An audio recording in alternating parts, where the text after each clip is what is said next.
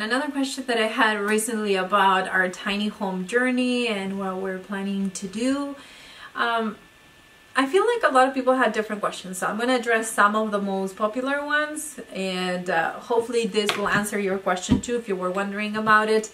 A lot of people told me that, so I decided to move from my home to go on an eternal vacation. Well, I wish. The only way that you can do that is if you are a trust fund baby, if you're retired, or if you are, you know, you have a lot of money, you win the lottery or something like that. So I'm going to talk to you in this video a little bit about the differences between being on vacation and the idea that I have for traveling in our tiny home on wheels. There is a way that you can travel and be as cheap as you want or be as expensive as you want. That's just a fact of life. If you are planning to go, like we're going now, to California or Southern California, then you probably want to take the kids to Disney. Or you probably want to take the kids to Universal Studios, to Legoland, or whatever the age of your kids is, you know, you probably want to take them there. Now, those are great experiences, and those are the kind of experiences that you usually, if you're a normal person like everyone else, like medium class or something like that, you don't have a lot of money, then you save for it. You save for it, or you get some kind of money all together, or you put in a credit card. I mean, I'm just being honest here. And that's what you do. But what is the difference between us going to Southern California versus vacationing in Southern California? Well, we're going to try to find free activities that we can do while we are there.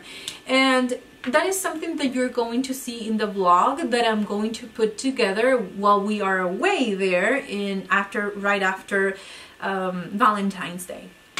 We're gonna be there, so it will be what, Friday, Saturday, Sunday, Monday, and Tuesday. I think Wednesday too. So 6 days, and we have an agenda full of stuff that we can do when we are there.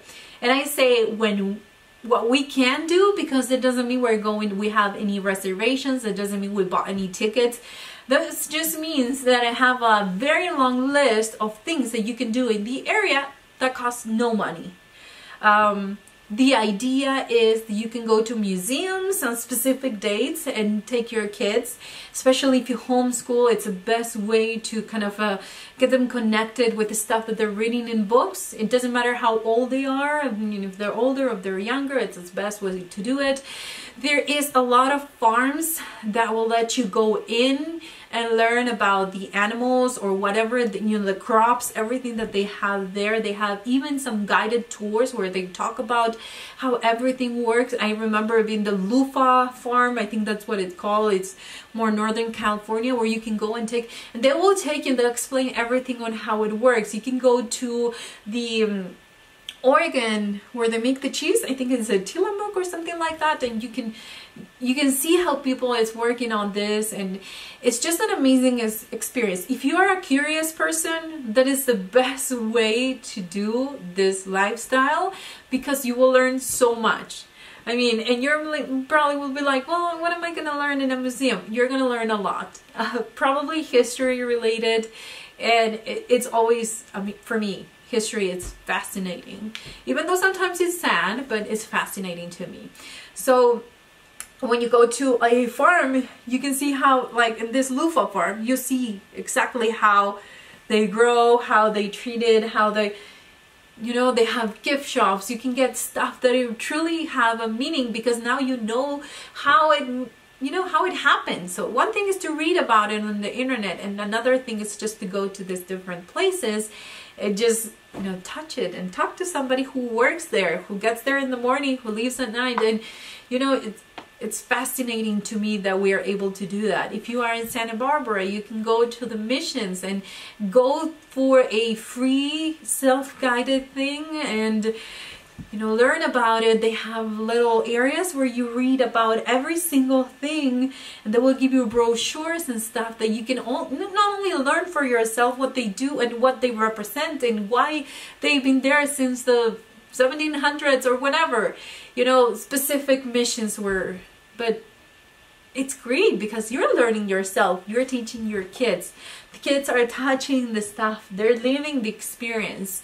You can go to New Orleans and, you know, be immersed in a completely different culture. And, you know, for me, it's amazing that we can do all those things for free. Yes, if you're vacationing, you probably need a ton of money to do stuff.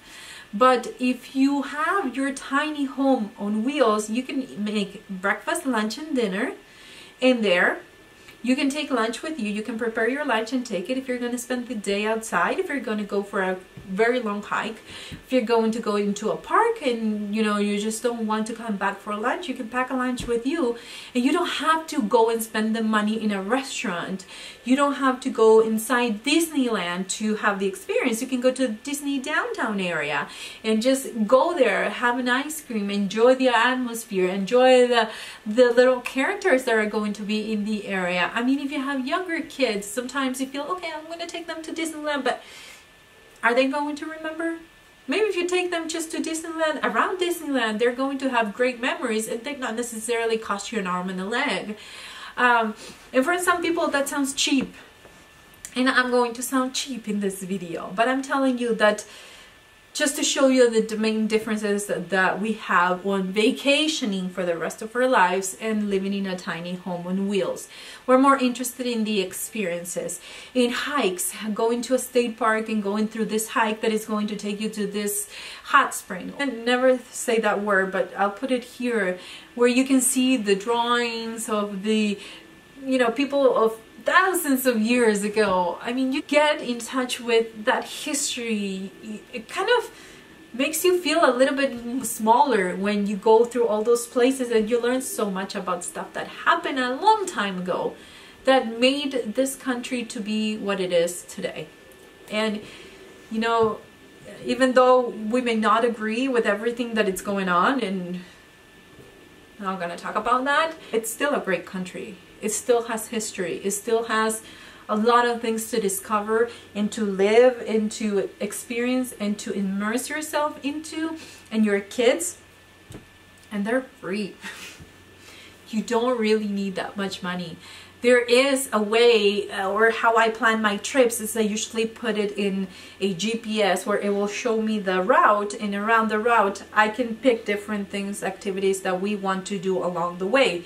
So it's not we're going through Utah to California, it's what we get to see along the way that it makes the trip interesting. And that's what we plan to do when we full-time. We're not going to one place to the other, but we're going to discover the entire community, the entire state, the entire area, and get more of a life experience, not only for us as an adult or as adults with my husband, but also for the kids. So they have a broad vision of how it's different. Every state is so different.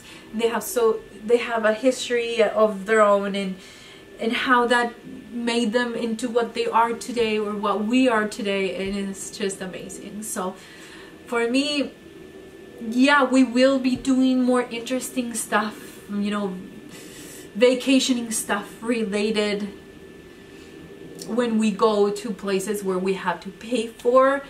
But our main goal is to discover everything that we have for free, and then keep our budget, monthly budget, for entertaining, for the things that we truly want to visit in that specific area and we have to budget for. If we don't have more money, then we'll come back around and we'll do it some other time, or we'll stick around this area and we'll get to know more places. And I will do a video and I'll share with you how I plan my trips, how to find things for free that you can do, take your kids, make it interesting, how you can learn about the place before you actually get there, so you can tell your kids about it and you're not actually finding out everything there. How to make it budget friendly, how to come up with a budget. That's something that I'm doing right now on entertaining, you know, travel, gas, how to, you know, and try to stay below that budget that we're putting for ourselves. I have a lot of things that I want to share with you guys. I think that once I mentioned this, a lot of people was interested to see how to make it work. And that is something that I'm going to share with you in different videos of different questions that I get as well, because I think they're worth sharing. So anyways, that is why I feel like we're not vacationing. We're just living most of our time on the road. We still have a place to call home. We'll have some land. We'll have an area where we can go if we feel like we have to. But the idea is to spend over 300 days on the road, getting to know all these places. And, you know, I am very grateful that the United States is so big and it has so much history that it's going to make it so much easier to go through a state, and actually take us a really long time to go through a state or an area of a state, to, you know, kind of enjoy a little bit more. Don't blow our gas budget, because we're not going to be from one state to the other, you know, within a month. And at the same time, kind of enrich our kids' lives as much as we're going to enrich ours, and live within our means, or maybe below our means, so we can enjoy life in a different way and not so stuff related. So I hope this video made sense to you. It kind of made sense to me in my head, but I had 3 things written down: how to plan travel, free, budget friendly, and I kind of elaborated out of those things. So thank you so much for watching this video, and I'll see you on my next video.